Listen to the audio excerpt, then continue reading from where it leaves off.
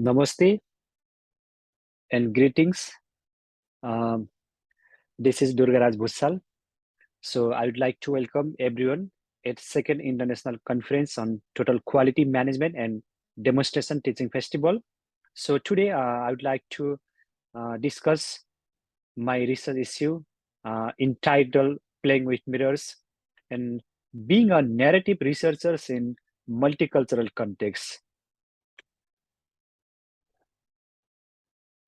And these are the issues that I'm going to discuss. First of all, so I'd like to discuss how I became a narrative researcher and how I have gone through those kind of trajectories like tension-filled stories, like integrating participant voices, and what sort of contextual complexities I faced, and how did I position myself as a narrative researcher. And at last, so I will highlight some of the key pathways, especially doing in narrative research.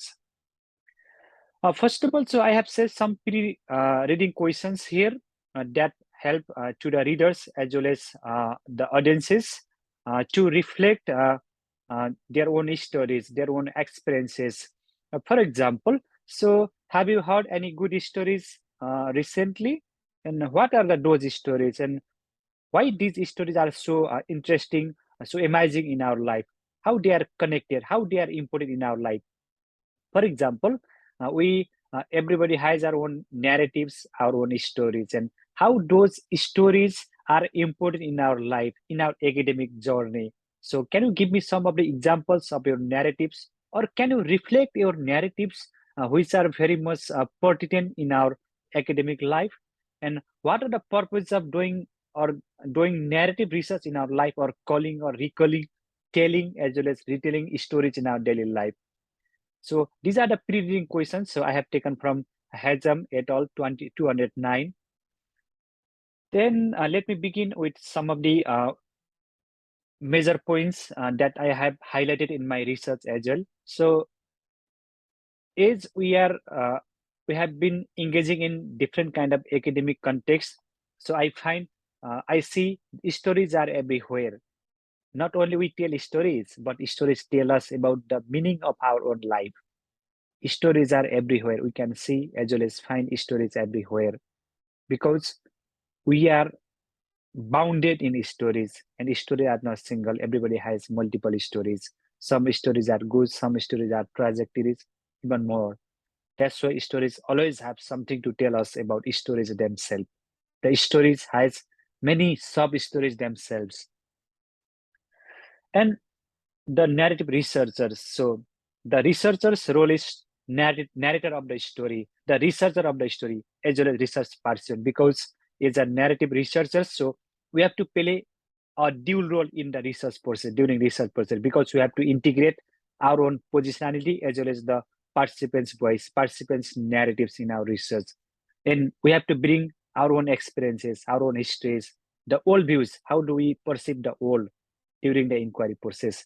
And the context as well as the narratives are shaped by, influenced by different societal contexts as well as different cultural values as well as different histories of our participants.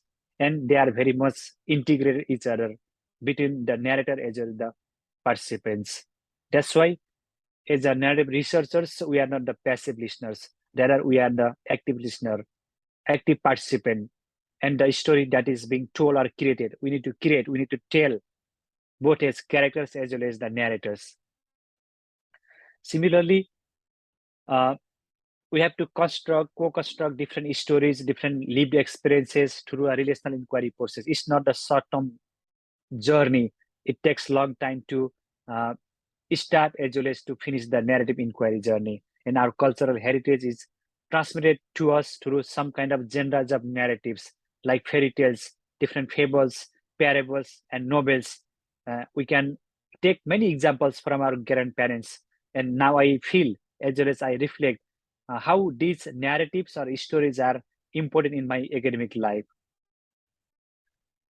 Similarly, so in narrative research, so we need to voice our participants' voices. So how do we construct our participant voice, and how do we interpret the old, and how do we represent our participants their own real context, their own realities, their own narratives, their own stories. And the stories may be authoritative or supportive in some way, as well as interactive. And it's our own responsibility to integrate those kind of stories in our research. And the more important thing is we need to stand on the shoulders of giants, because we are a soldier and we need to stand on our on participants' stories, participants' context, and we need to play the role as the interaction. And it's a co-creation of time, space, and researchers' position as well. And we need to be more collaborative between ourselves as well as our research participants. It may take long time during those kind of research, during research process.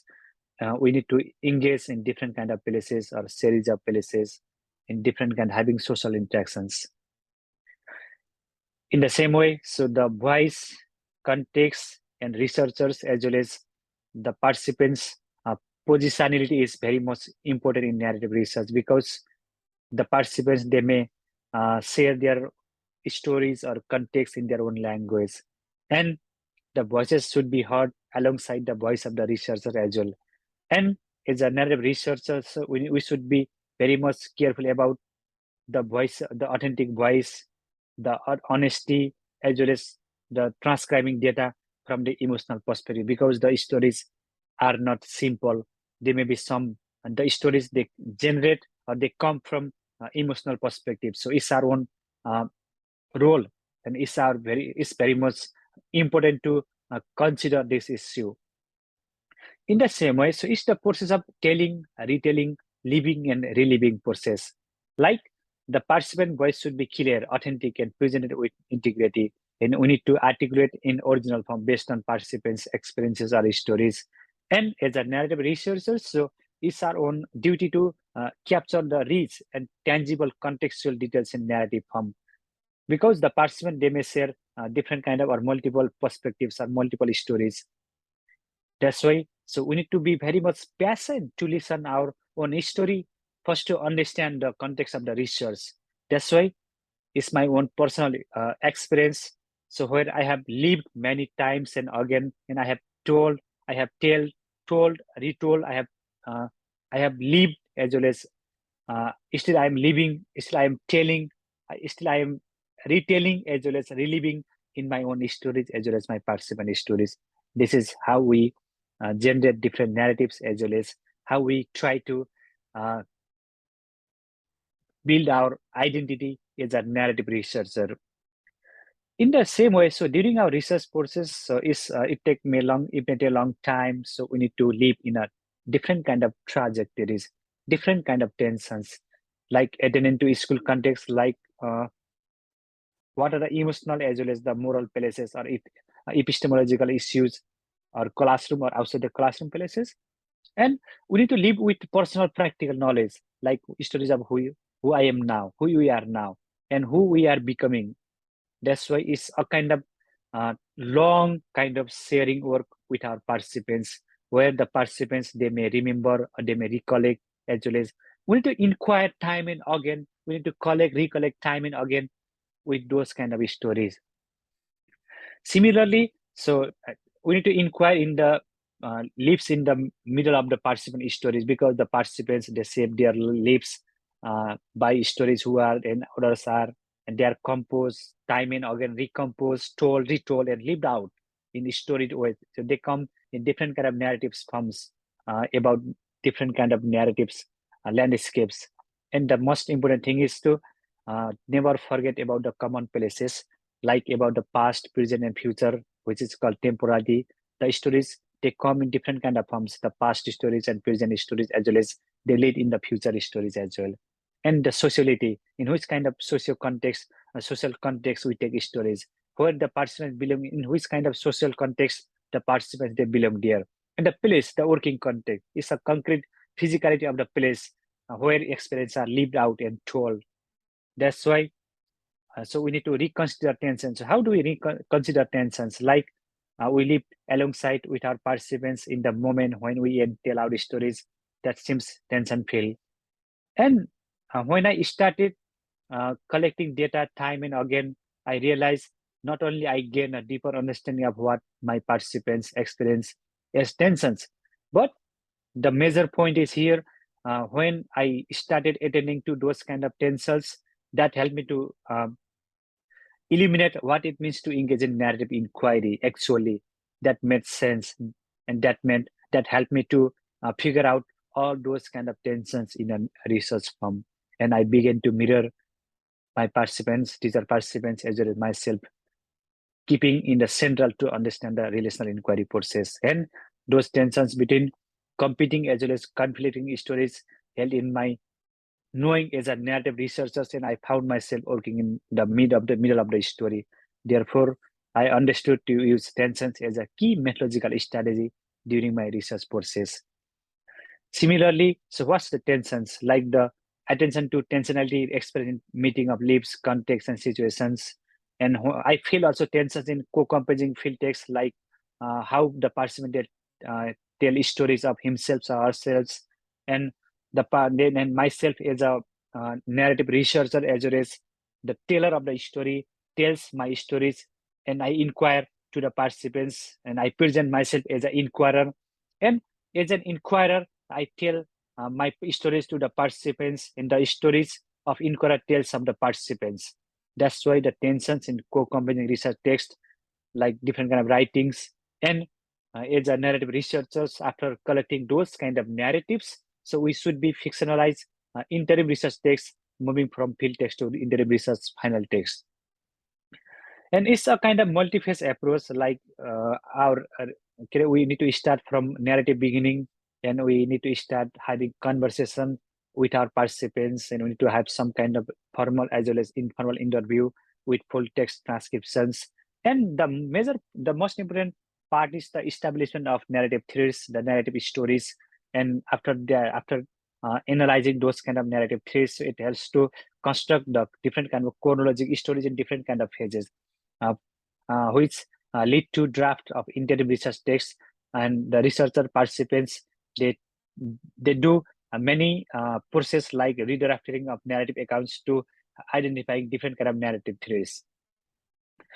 That's why, so I understand as well as I believe narrative inquiry is relational practice, setting from ethical practice, because we should be followed, we should be directed by different kind of narrative ethics, from emerge from thinking narratively and living in different kind of relational inquiry process, as well as adapting different kind of narrative ethics during inquiry process. And because our lives and person lives and into the mid of ongoing institutional, cultural, various linguistic as well as social narratives, and we live as well as we continue, our stories are live, and they continue after we leave.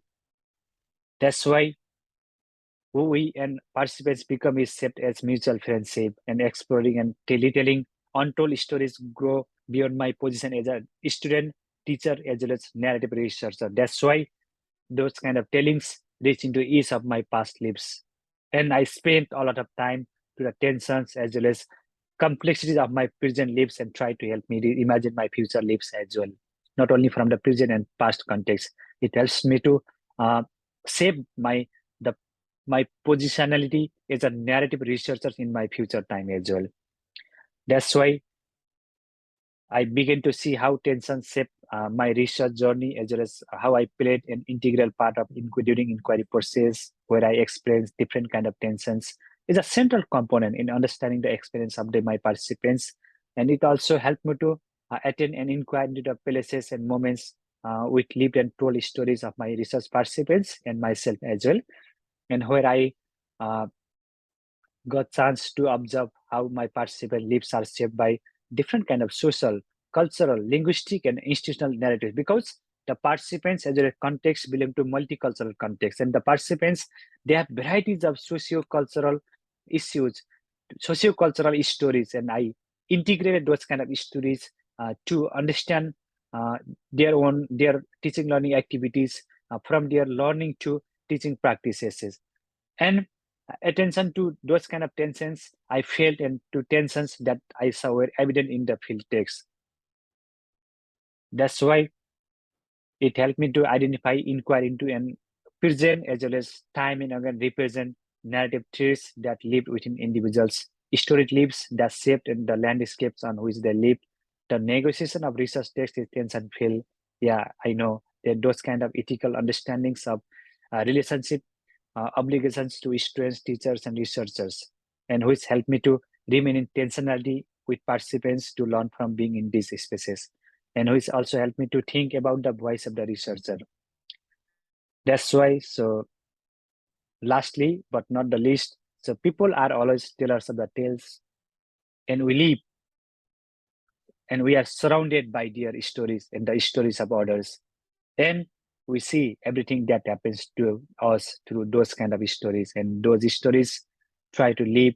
We also try to live with those kind of stories, or the stories they try to live with their lives as if they were recounting them. That's why the people, the stories people tell have a way of taking care of them. It's very good lesson for as well. So if stories come to you, please care for them and learn to do and learn to give them away where they are needed. Sometimes a person needs a story more than food to stay alive. That is why we put stories, we live in stories into others' memory. This is how I care for myself. And this is how people care for themselves, having multiple stories. One day you will be good storytellers. Now, like I'm trying to be a good storytellers. Thank you.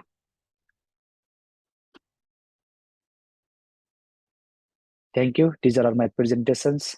Thank you. Thank you for your patience.